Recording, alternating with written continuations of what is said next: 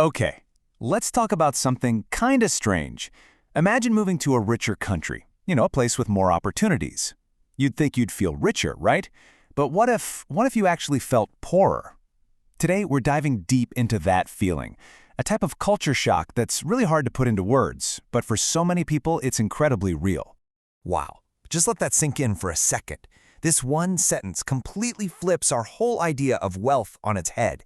It's not about what you collect, it's about what you share. And this powerful contrast, well, that's our starting point for this whole explainer. So, where did this all come from? Well, this explainer actually started with a real conversation. A newcomer to Canada was sharing how he felt like he was becoming more materialistic, more selfish, just to fit in, and he really didn't like it. Let's just paint a picture here. Imagine a community where people just drop by, no appointment needed, where food is always shared and helping your neighbor isn't a big deal. It's just what you do. In a world like that, your value, your real worth, comes from how generous you are and the relationships you've built. And then, the contrast. It's pretty jarring. Suddenly you're in a place with storage lockers packed with stuff you never see, and if you want to grab coffee with a friend, you gotta schedule it 2 weeks in advance. It's not that people aren't polite, they are, but privacy is king, and asking for a little help can feel like you're a massive inconvenience. So what we're really looking at are two completely different operating systems for life, right? One is all about we, collective wealth, community, reciprocity. The other is all about me, individual wealth, possessions, privacy.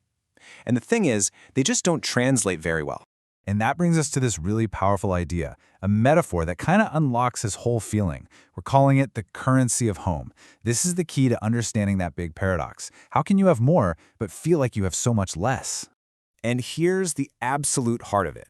All those amazing social skills that made you respected, that made you rich back home, your incredible generosity, your talent for building community, for just showing up for people. Well, in this new culture, that currency doesn't have the same buying power. But maybe the craziest part of all of this is what happens inside. You start to see yourself changing, picking up the very habits you were taught were selfish or wrong. You start locking your doors. You start screening your calls. You start calculating. And that can be deeply unsettling. Okay, let's move on. Because what's so fascinating is how an outsider's perspective can shine a light on the weirdest, most invisible parts of a culture. Things that insiders, people born into it, just can't see anymore. Get a load of this. This is one of those bizarre contradictions. We split animals into these two totally separate boxes. Over here, you have characters, our pets. They get names, Halloween costumes. They're part of the family. But over here, you have commodities. They get barcodes. They're hidden away. This neat little system lets us love some animals and, well, eat other ones without feeling the conflict. So what's the secret rule that makes this work? It's actually really simple. Proximity creates personhood. The closer something is to us, physically and emotionally, the more real it becomes, the more it matters to us.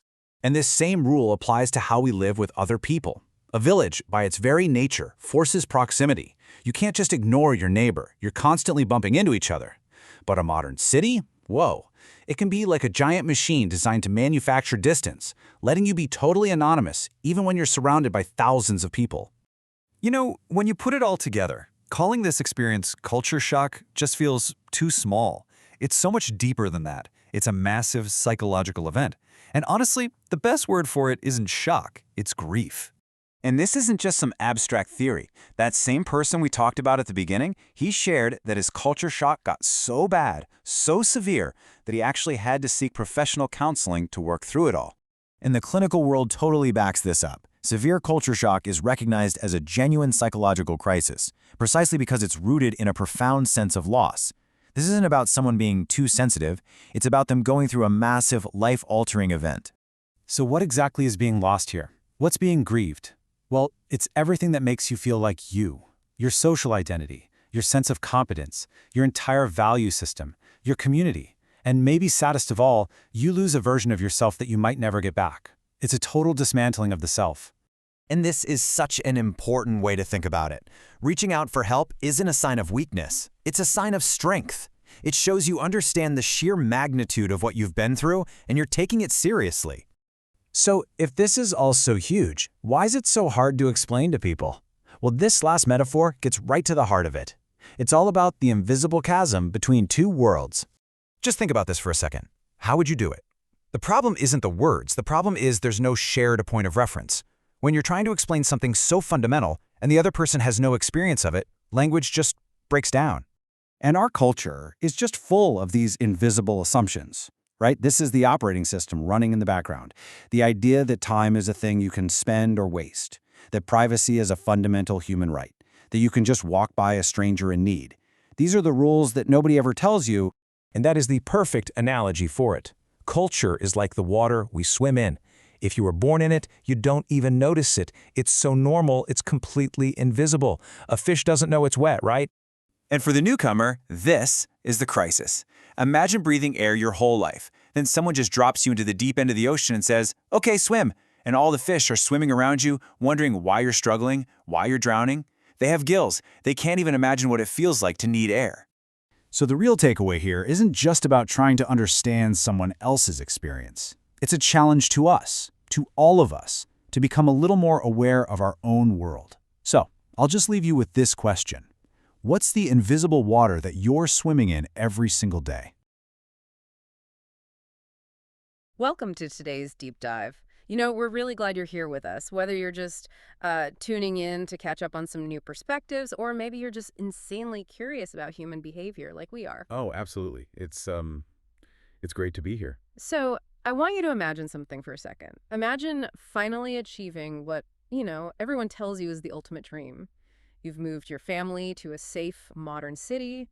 Your income has technically doubled. Your kids are in great schools, and you have a roof over your head that doesn't leak. Right. On paper, you've completely won the lottery of life. Exactly.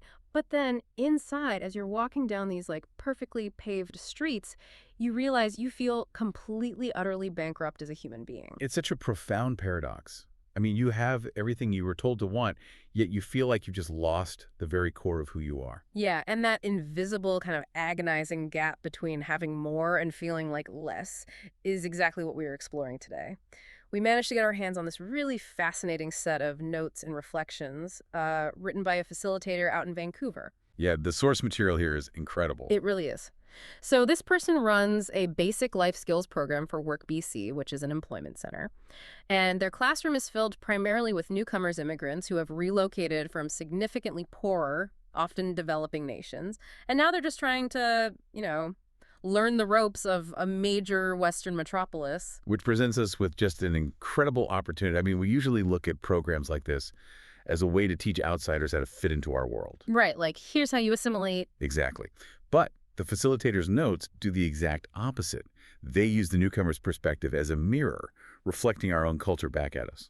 So our mission for this deep dive is to look squarely through that outsider lens to uncover the invisible operating system that you and I, that we run on every single day without even noticing. Okay, let's unpack this.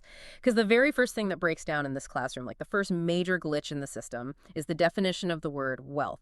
The facilitator notes that the curriculum usually starts with basic finances, right? Budgeting, banking, the actual mechanics of money. Makes sense for an employment center. Right. But the conversation almost immediately derailed into something much deeper. Because for these newcomers, the initial jarring culture shock wasn't about the Canadian dollar or how to open a checking account. No. It was the realization that the entire Western concept of value is completely inverted from what they know. Yeah, let's talk about what wealth actually looks like in their home countries. According to the reflections from these participants, wealth back home is entirely measured by collective generosity. You live in a neighborhood where literally no one locks their doors. Never. People just drop by unannounced. They share food unprompted. If a neighbor is moving or building something, you show up to help and you don't expect an invoice or a favor in return. Your actual worth as a human being in that society is directly tied to your reputation for showing up for other people. It is a system completely built on reciprocity and an open door policy. I mean, the community is the safety net. Right. But then they get dropped into a city like Vancouver or London or New York.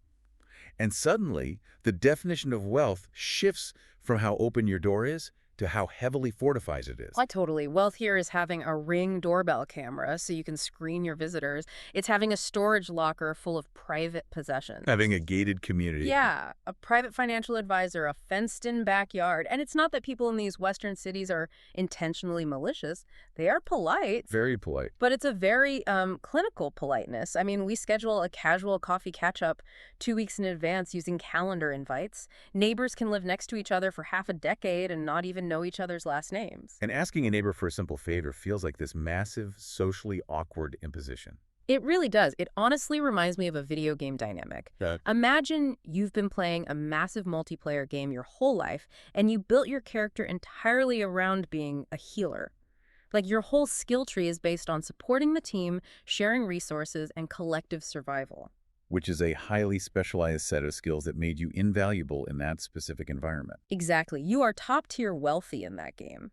But then overnight, the servers shut down, and you are dropped into a solo survival battle royale game. Oh, wow. Your currency, your healing skills, your instinct to share, it's not just unhelpful, it actually makes you a target.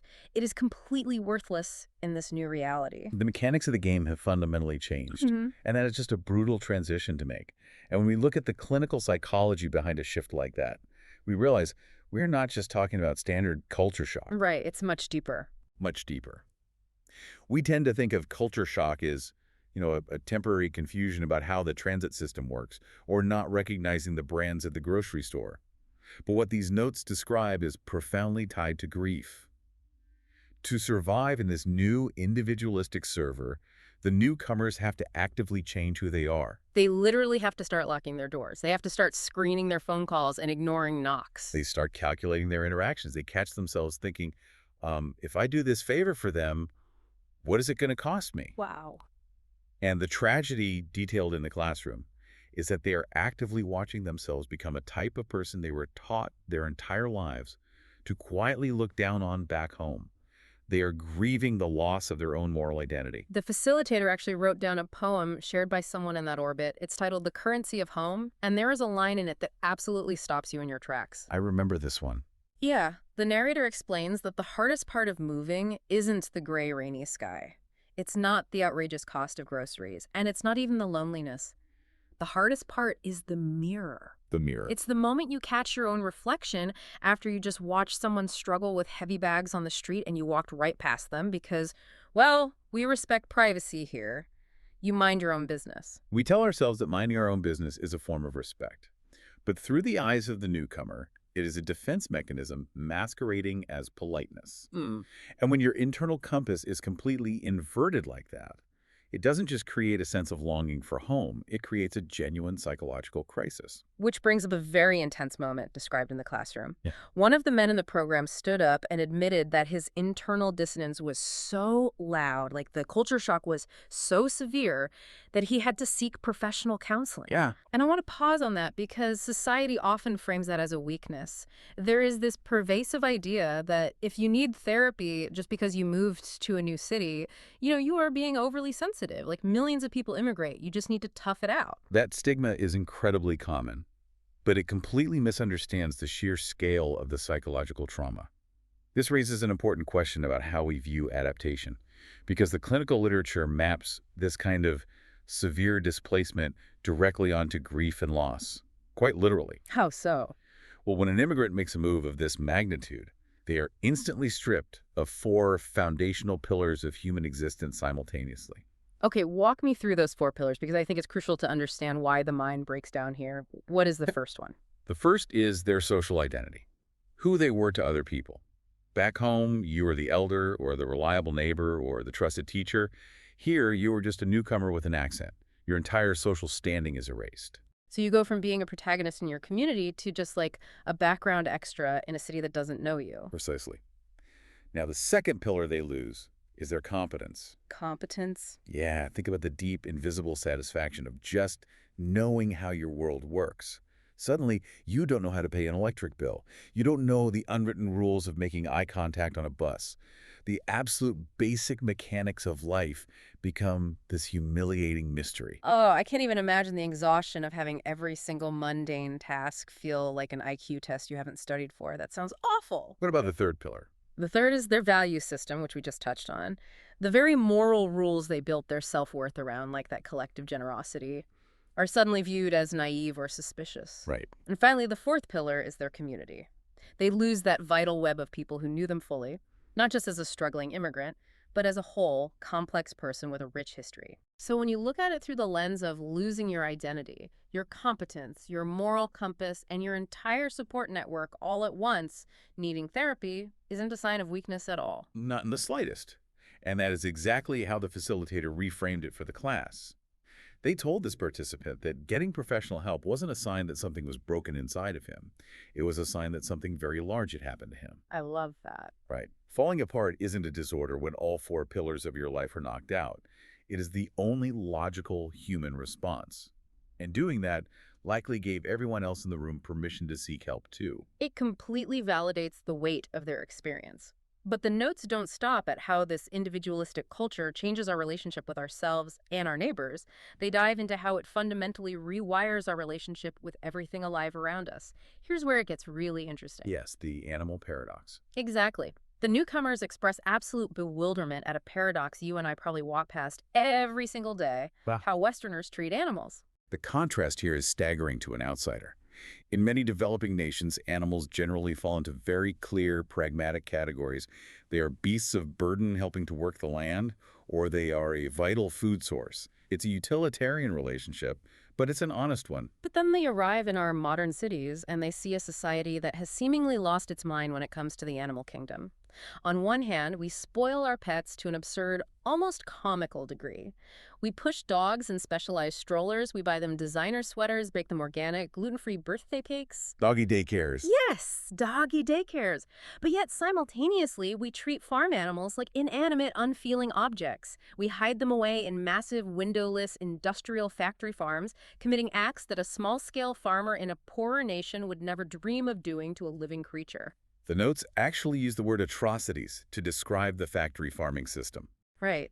And it is so jarring for the newcomers because they see us crying over a stray dog on a social media video while actively funding the industrialized torture of millions of pigs and chickens without a second thought.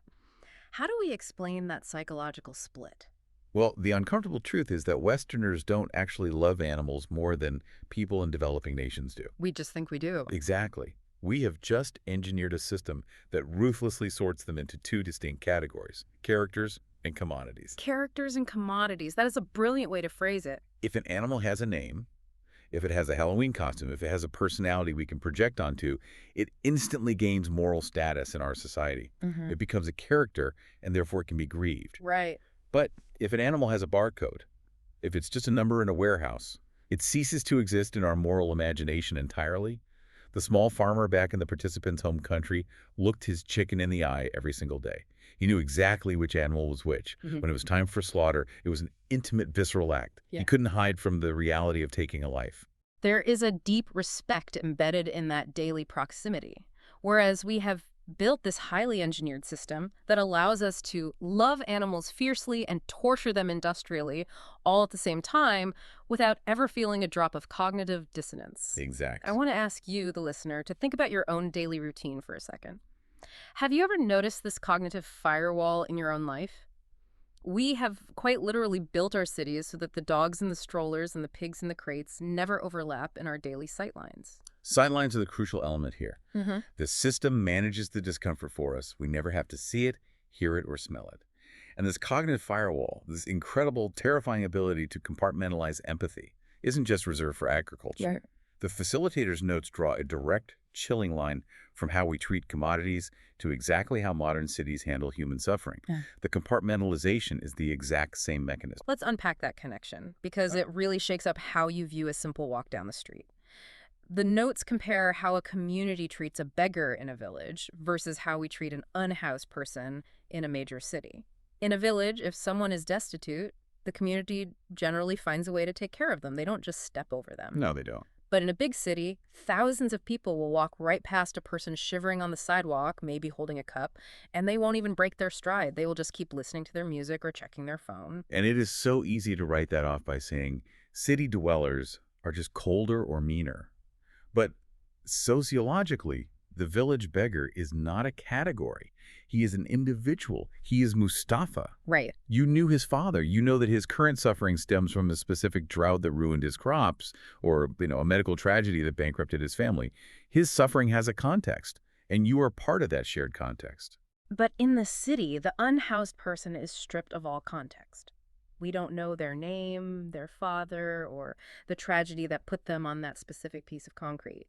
They become, as the text so hauntingly puts it, wallpaper. Wallpaper. They fade into the background architecture of the city itself.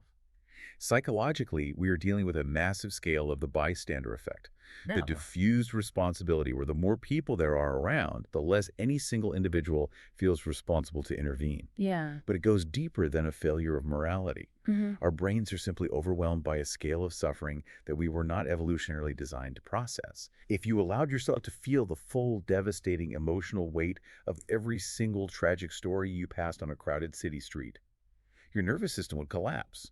You wouldn't be able to function. So we adapt. We adapt. We build a psychological firewall. We become selectively numb. So what does this all mean? I mean, the darkest observation in this whole document, the part that really gave me chills, is that we don't just feel numb on the inside. We physically construct that numbness into our environment. You're talking about the architecture itself. Exactly. Hostile architecture.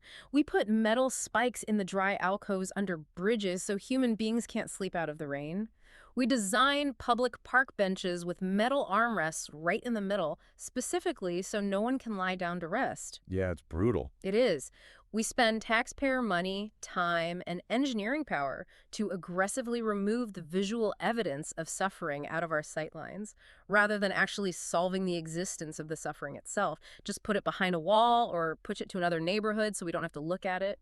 If we connect this to the bigger picture, whether we are talking about the loss of collective wealth, the cognitive dissonance of factory farming, or the hostile architecture of our streets, it all boils down to one simple, profound rule that underpins this entire source document. Proximity creates personhood. Proximity creates personhood. Let's dig into the mechanics of that. The closer something is to us, whether that proximity is physical, relational, or cultural, the more worthy it becomes in our eyes. It becomes a character, a human. The further away it is, the easier it becomes to unperson them, to turn them into a commodity, a category, or just wallpaper. Wow. Yeah. The village environment forces proximity. You cannot unperson your neighbor Mustafa because you're going to see him tomorrow at the market and the day after that. You are entangled. But the modern city operates on the exact opposite principle. It is quite literally a machine designed for manufacturing distance. You can be standing shoulder to shoulder with a stranger on a crowded subway train. You are physically 2 inches apart, and yet socially and emotionally, you are light years away. And that extreme manufactured distance is why the newcomers in the Work BC classroom struggled so deeply to articulate their grief. Moving to this Western city wasn't just a matter of learning a new language or figuring out the bus schedule. They were landing on an alien planet. You cannot use normal metaphors to explain your isolation because there are absolutely no shared reference points with the locals. The text uses an analogy that I think perfectly captures this frustration. How do you explain the concept of cold to someone who has never, ever been anything but warm their entire life? You can't. You can give them all the dictionary definitions of temperature, you can show them pictures of snow, but they will never truly feel the bite of the wind. Language relies on shared experience. Right. The things the immigrant is trying to explain aren't laws written in a civic handbook. They're the invisible operating system. Yeah. It is the water we swim in. We, who grew up in this highly individualized system, assume that strangers are, by default, neutral entities. Yes. We don't assume they're actively human and owed our warmth. They were just background characters in our life. We assume that you can live next door to a family for a full decade and owe them absolutely nothing. We assume privacy is the ultimate human right, rather than realizing it can sometimes be a tragic misfortune of isolation. And this newcomer, this participant who stood up in class, was essentially dropped into this freezing water and expected to swim. But he couldn't explain why he felt like he was drowning, because everyone else around him had gills. The locals thought the water was perfectly fine. That is why finding the vocabulary in that classroom was such a monumental triumph. It really was. Despite the profound grief, despite the loss of his 4 pillars of identity, he managed to find the words to explain this invisible water to the people running the program. He didn't just disappear into the gap between those two worlds. No, he built a conceptual bridge across it, allowing us to see our own reflection in the process. It forces us to acknowledge that cultural adaptation is not just logistical. It extracts a heavy, invisible psychological toll. Yeah. Every societal system has trade-offs. The village has its own suffocating pressures, surely. But the most dangerous trade-offs are the ones we are too blind to even see. Which perfectly wraps up the journey of our deep dive today. We've stepped outside our own cultural baseline to see the water we are all swimming in. We've unpacked the hidden grief of trading a vibrant community of generosity for a lonely fortress of privacy. We certainly have. We've examined the jarring cognitive firewall that allows us to push dogs and strollers while industrializing the suffering of farm animals.